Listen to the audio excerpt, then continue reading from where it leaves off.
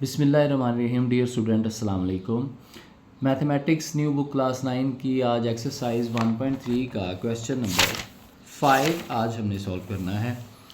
तो question number 5 पढ़ते हैं। तो उसमें लिखा है the weather in Lahore was unusually warm during the summer of 2024। 2024 की गर्मियों में लाहौर का मौसम गैर मामूली तौर पर गर्म था। TV news reported temperature as high as, वो ज़्यादा से ज़्यादा दर्जा रात जो था वो टीवी पर आ रहा था 48 Celsius. By using the formula, ये फार्मूला है, वो कह रहा है फ़ारेनहाइट फाइंड करने का ये फार्मूला है, find the temperature as Fahrenheit scale. तो ये फार्मूला लगाएं और इसको फ़ारेनहाइट स्केल में कन्वर्ट करें। तो क्वेश्चन की तरफ चलते हैं। सबसे पहले हम सॉल्यूशन लिखेंगे, उसके बाद हमारे पास टेम्परेचर इन लाहौर 48 सेल्सियस है। तो टेम्परेचर एज़ फ़ारेनहाइट स्केल में हमने कन्वर्ट करना है। हमारे पास फार्मूला है Fahrenheit is equal to 9/5 Celsius plus 32। ये सी जो सेल्सियस की जो वैल्यू है वो 48 है। तो फार्मूले के अंदर 9/5 वैसे लिखा, सी की वैल्यू पुट कर दी, प्लस 32 आ गया। अब एक बात याद रखें, ये 9/5 ये ब्रैकेट में 48 साइन दरमियान में कोई नहीं, तो इट मीन्स कि ये इससे मल्टीप्लाई हो रहा है। आप इसको इससे काट भी सकते हैं अगर कटता हो, इससे मल्टीप्लाई नहीं कर सकते क्योंकि ये ऊपर है, तो ये ऊपर वाले से ही मल्टीप्लाई होगा। तो 48 मल्टीप्लाई बाय 9 करें तो 432 आएगा, नीचे 5 ऐसे आ गया और 32 प्लस वैसे हमने लिख लिया। उससे आगे चलें तो फ़ारेनहाइट अब 432 को 5 से डिवाइड किया तो 86.4 आया और प्लस 32 वैसे ही आ गया। उसके बाद 86.4 में 32 प्लस करके तो 118.4 फ़ारेनहाइट हमारे पास आंसर आ गया। फाइनली हमने जो सेल्सियस स्केल से फ़ारेनहाइट कन्वर्ट करना था वो फार्मूला लगा के कन्वर्ट कर लिया। नेक्स्ट क्वेश्चन की तरफ चलते हैं।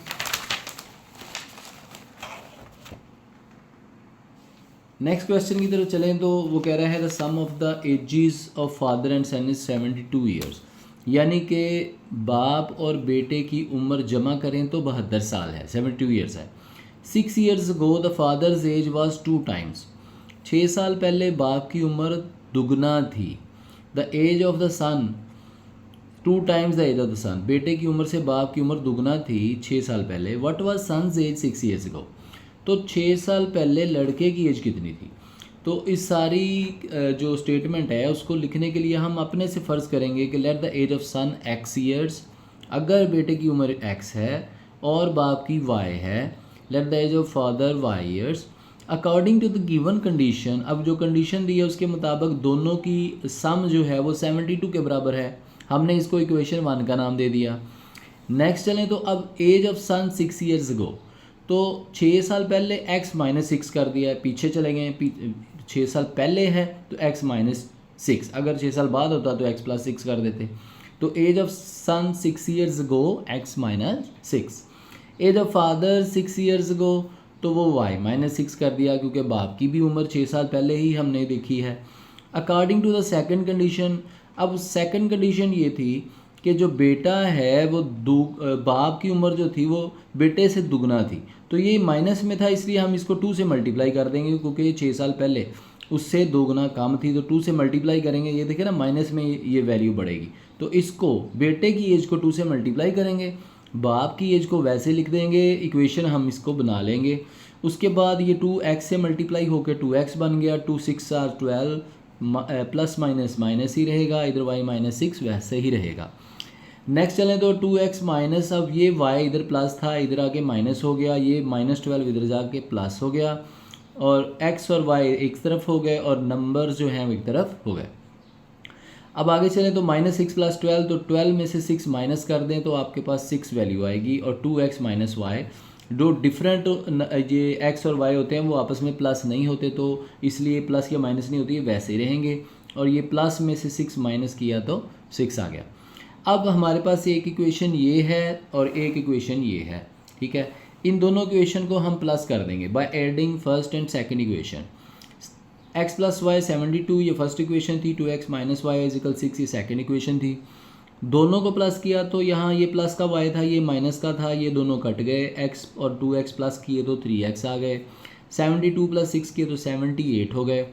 आगे चलें तो अब 3x इजिकल 78 है, तो x के दरमियान और दूसरी वैल्यू के दरमियान कोई साइन नहीं है, तो हम इसको जो x की वैल्यू है दोनों तरफ डिवाइड कर देंगे, इधर 3 से कट जाएगा, x रह जाएगा और 78/3 आएगा, तो ये 26 आ जाएगा। तो x की वैल्यू हमारे पास 26 आ गई, जो कि सन की एज थी।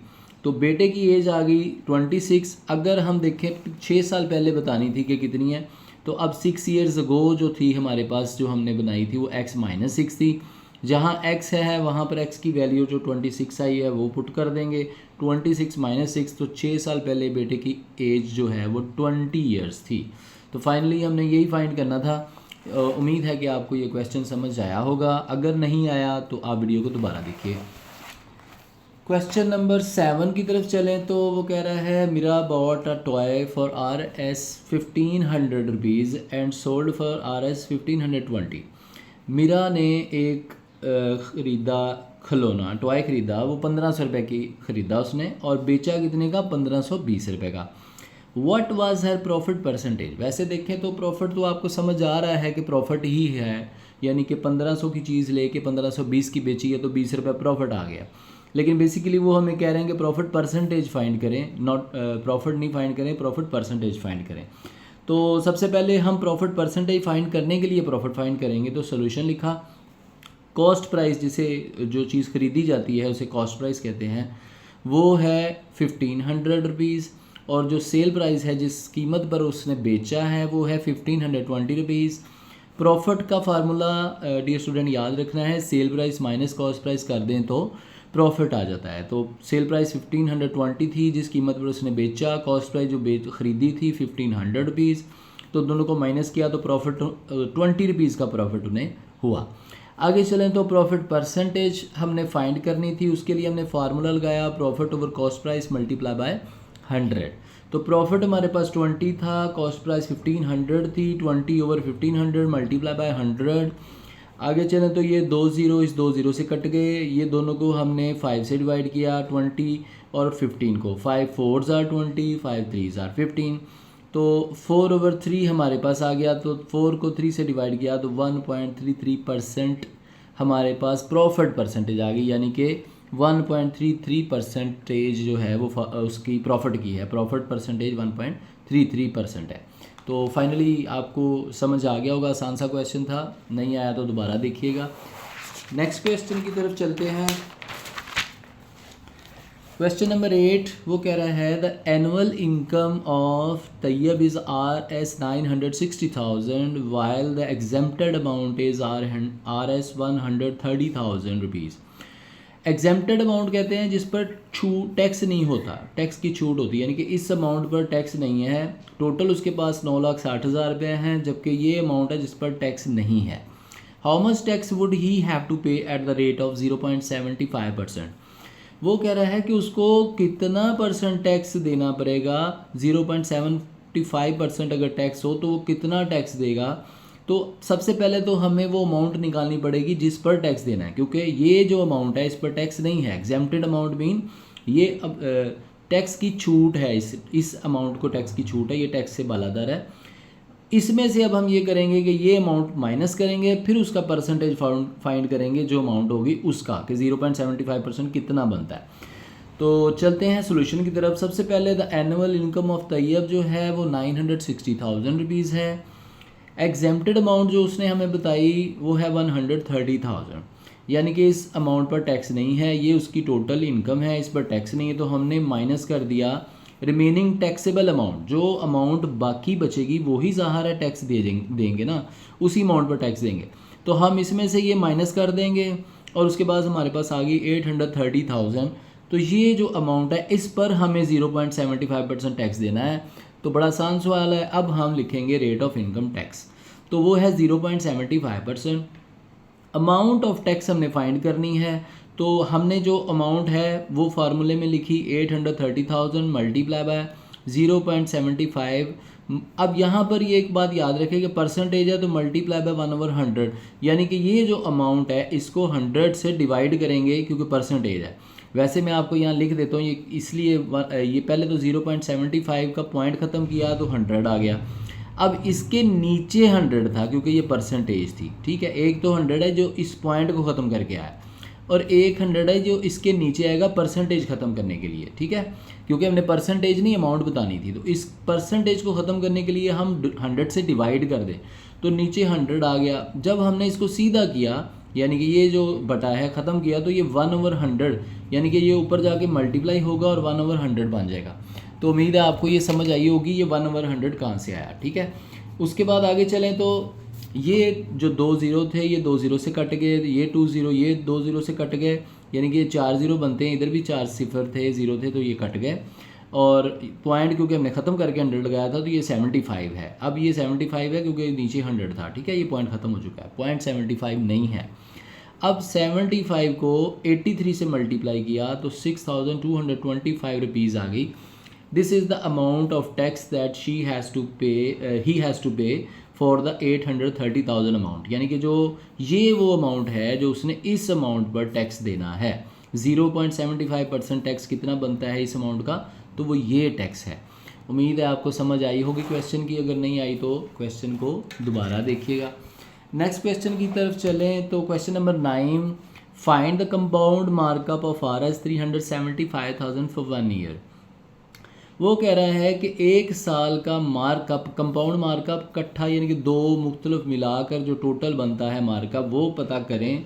375,000 फॉर 1 ईयर, 1 2 3 4 या ज़्यादा। अब देखें 1 ईयर तो इट मीन्स 12 मंथ्स का ना, एक साल का। वो कह रहा है मार्कअप फाइंड करें अगर जो मार्कअप है रेट ऑफ 14% कंपाउंड एनुअली, जो सालाना 14% है, तो इसका हमें फाइंड करना है कंपाउंड मार्कअप 14% के हिसाब से कितना बनता है।